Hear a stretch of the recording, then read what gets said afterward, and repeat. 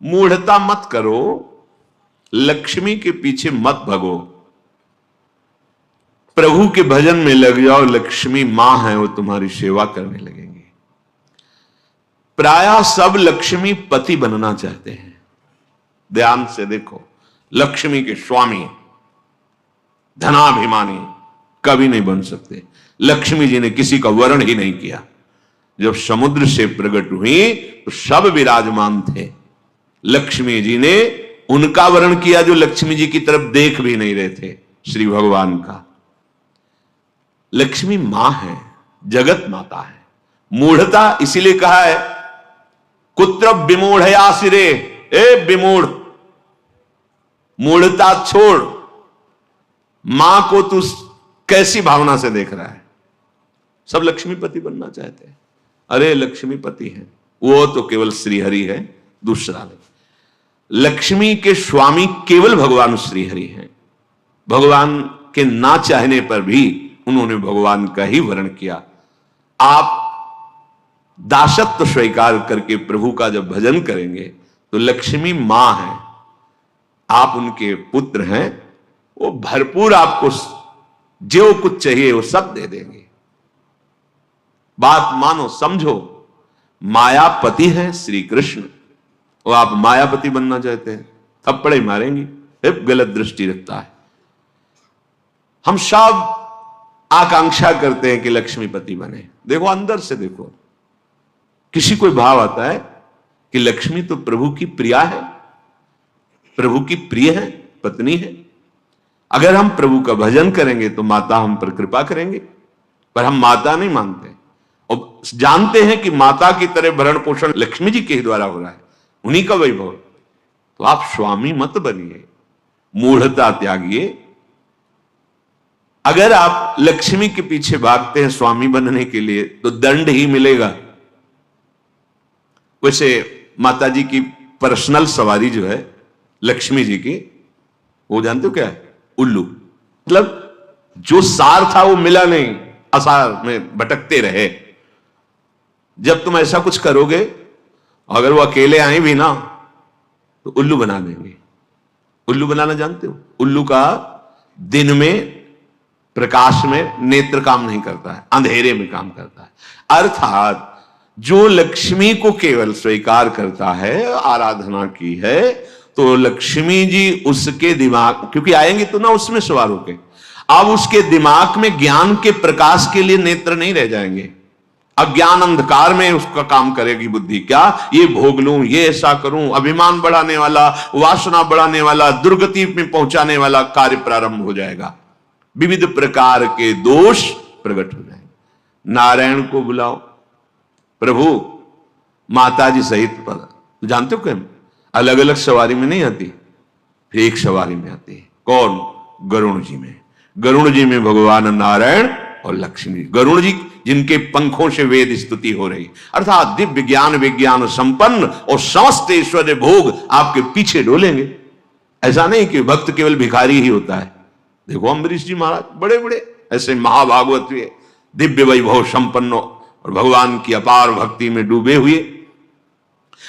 श्रीपाद करे विमूढ़ता, अर्थात मूढ़ता का त्याग करो और सर्वाधीश्वर युगल सरकार के चरणों का चिंतन करो।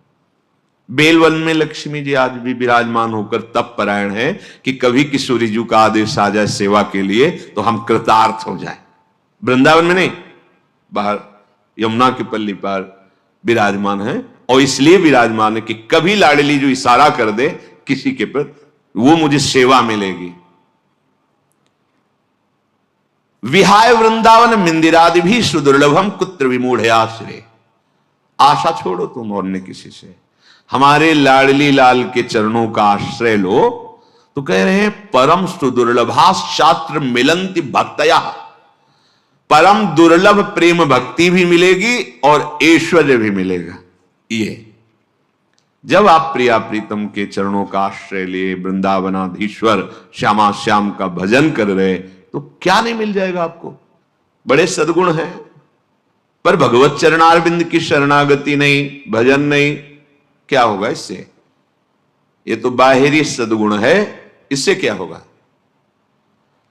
अगर प्रभु के चरणों का आश्रय नहीं तो ये बाहरी सद्गुण भगवत प्राप्ति थोड़ी करा सकते हैं। और मनुष्य जीवन का चरम और परम लाभ भगवत प्राप्ति है।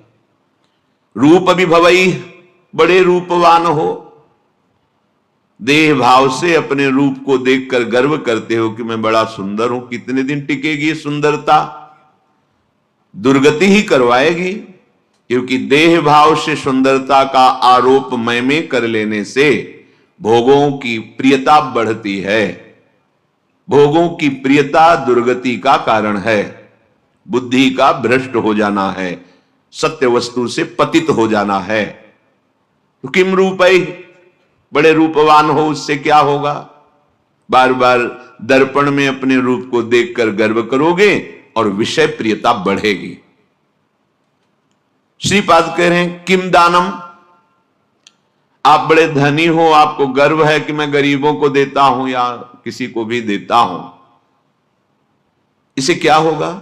तुम्हारा अभिमान पुष्ट होगा, तुम्हें जो पुण्य का है वो और लाभ मिलेगा, 1 की जगह 1 लाख दे देगा।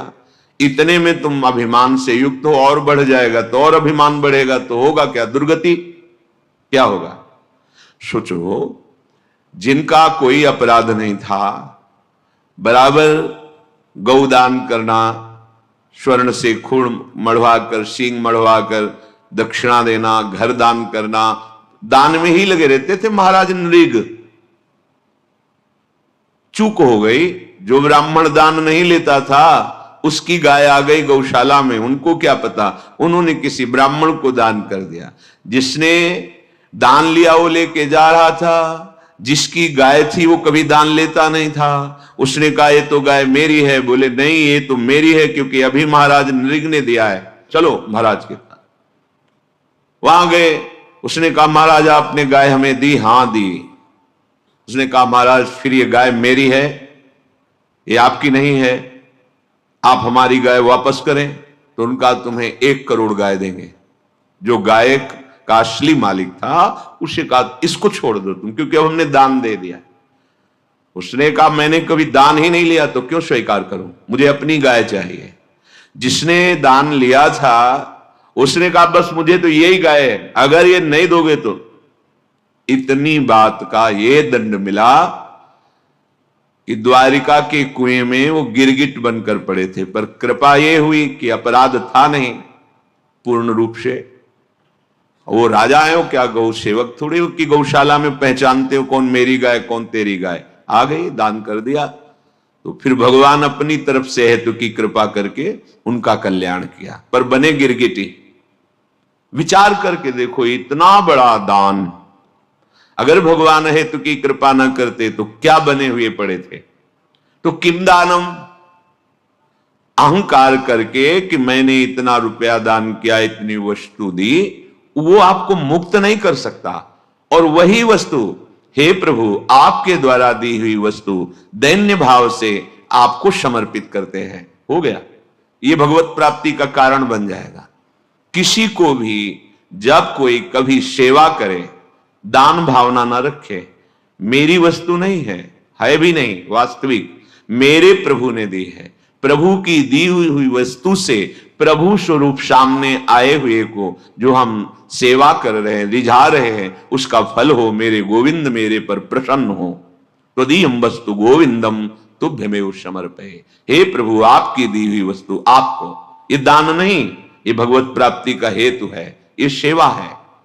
किम दानम, बहुत दानाभिमान है, दान करते हो 1 की जगह लाख दे देगा मेरा मालिक महालक्ष्मीपति है, महाऐश्वर्यवान है, महान विभूतियां उनके चरणों की आराधना करती रहती हैं। श्रीपाद कह रहे हैं यज्ञ आदि भी बड़ी बड़ी यज्ञ करते हो, पर भगवान की शरण में हो करके उनकी भक्ति का भाव नहीं, तो क्या होगा यज्ञ से। देखो यहां के ब्राह्मण मथुरा के यज्ञ कर रहे थे, भगवान ने अपने सखाओं से कहा जाओ तुम्हें भूख लगी है तो उनसे मांग लो, जाकर कह दो श्री कृष्ण बलराम आज इधर गौवें चराते हुए आए हैं, हमें थोड़ा सा भोजन दे दो। गए, साष्टांग प्रणाम किया और कहा हे विप्रो, भगवान श्री कृष्ण बलराम जी पधारे हैं सखाओं के साथ, उनको भूख लगी, थोड़ा सा भात दे दो, अन्न दे दो। उन्होंने अनसुनी कर दी। वो गए, बोले प्रभु देने की तो बात जाने दो, बोले ही नहीं, देखे ही नहीं। बोले तो उनकी पत्नियों के पास जाओ। होगा प्रभु जब पति ऐसे निष्ठुर हैं तो पत्नियां कैसे दे सकती? बोले नहीं, वो मेरी बड़ी भक्ता है, क्योंकि मेरी चर्चा सुनती रहती है। वृंदावन की मालिनी पुष्प लेकर दूना में और घर में देती थी मथुरा में जाके, और रोज चर्चा। आज लालजू महाराज ऐसी पोशाक पहने, आज ऐसी लीला की, आज बकासुर मारा, अगर असुर, ऐसी वो लीला सुन सुनकर आसक्त चित्त हो गई थी। कब ऐसा सौभाग्य होगा कि प्रभु मुझे दर्शन। जे भी सुना प्रभु भूखे हैं, सुंदर भोग बनाकर ठाकुर जी के लिए चल पड़ी, रोकने पर भी ना रुकी। तो एक महान यज्ञ करने वाले भगवान की अवहेलना कर रहे, स्वयं यज्ञ भोक्ता भगवान उनसे भोग मांग रहे कि ले आओ, भूख लगी है, और वो यज्ञ क्या इन ग्वालों को देना, ये बात उनके मन। तो यज्ञ का फल क्या हुआ? यज्ञ का फल है प्रभु को तुष्ट कर लेना, प्रभु को प्रसन्न कर लेना। क्या मिला यज्ञ आदि भी? अगर भगवान की शरणागति नहीं, भगवान की भक्ति नहीं, तो यज्ञ से क्या होगा? श्रीपाद कह रहे किम विख्याति सतैह, तुम्हारा शास्त्रों लोग, सैकड़ों लोग, लाखों लोग यश गान करते हैं, बड़े प्रतापी हो, बड़ी महिमा है, बड़े पदवान हो। कितने दिन टिकेगा ये पद? कितने दिन तुम्हारा शरीर टिकेगा? परिवर्तनशील संसार है, छूटेगा पद, शरीर भी छूटेगा, और लोगों की बुद्धि भी परिवर्तित हो जाएगी। बराबर यश बना ही नहीं रहता। ये माइक है, ये सत्य सच्चिदानंद नहीं है, वाहवाही 4 दिन की चांदनी है, इसका कोई महत्व तो नहीं। जो इसके महत्व में फंस गया वो भगवत महत्व को खो देता है। श्रीपाद कह रहे क्या होगा तुम्हारा? बहुत लोग यश करेंगे और तुम उसको सुनोगे, अहंकार पुष्ट होगा। होगा क्या इससे? श्रीपाद कह रहे किमुग्र तपस्या किम, बहुत तुमने उग्र तपस्या की और भगवान के चरणों की भक्ति नहीं, तो क्या? देखो हिरण्यकश्यप ने ऐसी उग्र तपस्या की कि ब्रह्मा जी को आश्चर्य हो गया। दिव्य दृष्टि से देखा तब दिखाई पड़ा कि जहां वो तपस्या कर रहा था वहां दीमक का पिंड हो गया, उसके ऊपर कुछ घास आस जग गई थी। हिरण्यकश्यप दिखाई नहीं दे रहा था, कमंडल का दिव्य जल डाला तब वो प्रकाशित हुआ। ऐसी उग्र तपस्या करने वाला भगवत विरोधी क्या हुआ? बड़े बड़े महर्षि जन तपस्या के द्वारा जिन प्रभु के चरणारविंद का दासत्व प्राप्त करना चाहते हैं, वो तपस्या सार्थक हुई। केवल तप का अभिमान बढ़ा तो ऐसी उग्र तपस्या से भी क्या? देखो कोई अपराध अम्बरीश जी ने नहीं किया, तपस्या का थोड़ा सा भाव होने के कारण कि मैं महान तपस्वी, कृत्या पैदा कर दी। ऐसे निर्मल भक्त को दंड देने के लिए उतावले हो गए दुर्वासा जी। परिणाम सब सुनते हैं। क्या होगा? श्रीपाद कह रहे न्यास योग आदि भी बहुत आपको ज्ञान है, करन्यास, ये न्यास योग, लेकिन प्रभु के चरणों में प्रेम नहीं तो क्या? 1400 वर्ष अपनी मृत्यु पर विजय प्राप्त करके योग के द्वारा जीवित थे चांगदेव। बड़ा प्रभाव, सिंह पर बैठकर सांप की चाबुक लेकर ज्ञानदेव जी महाराज को अपना प्रभाव दिखाना चाहते थे। क्या हुआ? एक भगवत प्रेमी महात्मा के सामने सब योग सिद्धि निष्फल हुई। शरणागत हुए, शिष्य बने कि अभी तक तो मेरा जीवन व्यर्थ ही गया। योग का प्रभाव है प्रभु के प्रेम में डूब जाना, प्रभु के चिंतन में डूब जाना। योग की सार्थकता है आत्मस्वरूप, परमात्मा स्वरूप भगवत चरणारविंद की प्रीति होना। कोई भगवान शंकर से भी बढ़कर योगी है क्या? 88,000 वर्ष की समाधि एक बार में लगती है। शंकर सहज स्वरूप समारा, लाग समाधि अखंड पारा। ऐसे योगिंद्रों मुनिंद्रों के गुरु देवाधिदेव महादेव जिनके चरित्र का गायन करते हैं, जिनके चरणामृत को अपने मस्तक पर धारण करते हैं, जिनका नाम, जिनकी लीला भूमियों में विचरण करते हैं, लीला चरित्र में आसक्त हैं, यह है योग का फल। श्रीपाद कह रहे किम तत्वानुभवेन, यदि आप भजन परायण नहीं हैं तो आपका तत्व ज्ञान भी किस काम का? देखो ये बहुत सूक्ष्म विषय, क्योंकि तत्व ज्ञानी महापुरुष हैं, ऐसा नहीं कि इनको तत्व का ज्ञान नहीं है। परम तत्व ज्ञानी सनकादि हरिः शरणम, जब तक आप समझोगे नहीं तब तक तर्क उठ जाएगा। कोई भी महात्मा अभी तक जहां दर्शन हुआ, सब भगवान नाम उच्चारण करने वाले। ओम भी तो हमारे भगवान का नाम है। सन्यासी जन जब परस्पर मिलते हैं तो ओम हरि, स्वामी जी ओम हरि, ये क्या है? हमारे भगवान का ही नाम प्रणव ओम है, उन्हीं का नाम हरि है।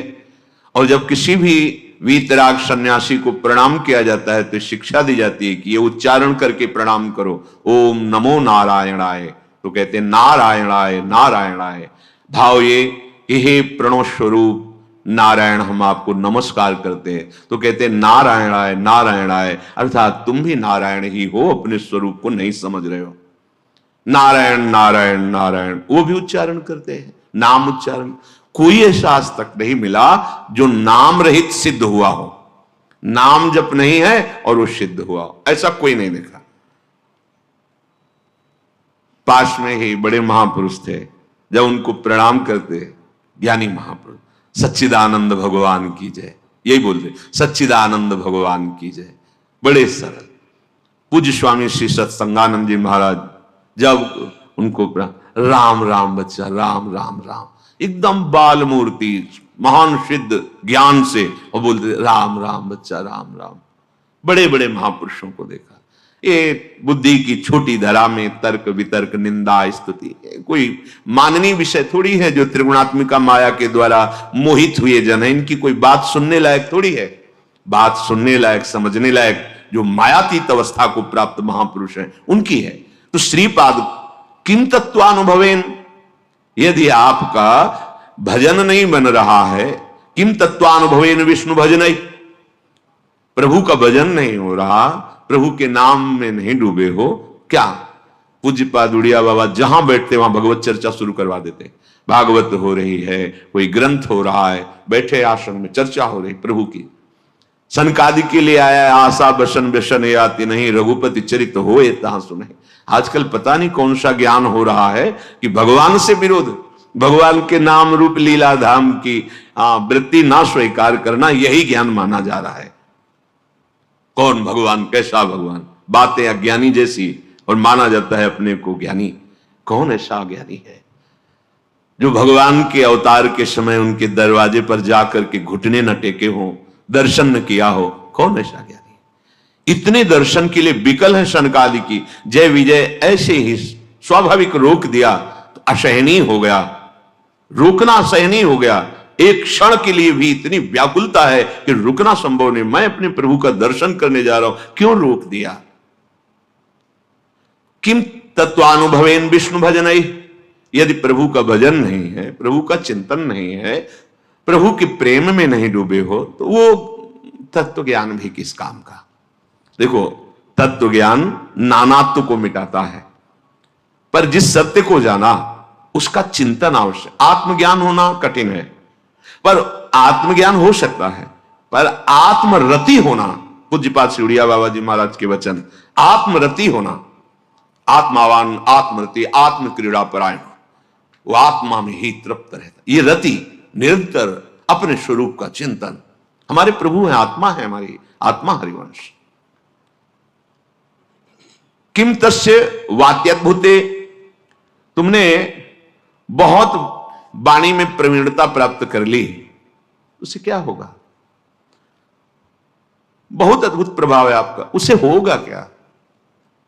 अगर चित्त प्रभु के प्रेम में नहीं डूबा तो सब क्या है? वाग विलास मात्र। बड़े आश्चर्य हमें लगा जब भगवान श्री सुखदेव जी पूरी भागवत सुनाने के बाद एक शब्द कहा कि परीक्षित, ये सब वाणी का विलास मात्र है। एक बार एकदम सावधान की, ये शब्द कहां से निकला? परमहंस जी के हृदय में ये शब्द क्यों निकला? क्योंकि इसमें तो सब चरित्र है, उनका चरित्र, उनका चरित्र, उनका उनका उनका ऐसे विविध चरित्रों का, बोले वाणी को पावन करने के लिए क्यों? एक ही है, विविध नहीं है। भाव था कि एक ही है। परीक्षित, बेटा तुम्हें कोई भय है? सुखदेव जी पूछ रहे। बोले नहीं गुरुदेव, ब्रह्म स्वरूप बेटा परीक्षित, तुम्हें कोई भय है? बोले नहीं गुरुदेव, एक तक्षक क्या करोड़ों रूप मृत्यु का साक्षात कराल रूप धारण करके आ जाए तो अब आपकी कृपा से मुझे कोई भय नहीं रह गया मृत्यु का। ये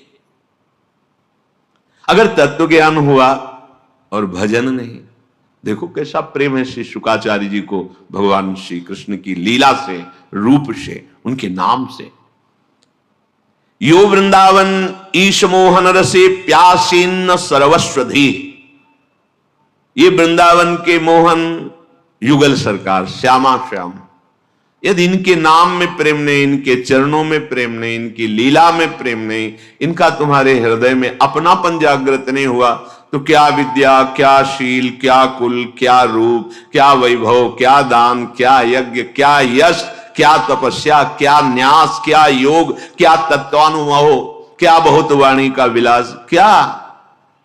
सबका एक सार बात है, सब साधन कर यह फल सुंदर, प्रभु पद पंकज प्रीति निरंतर।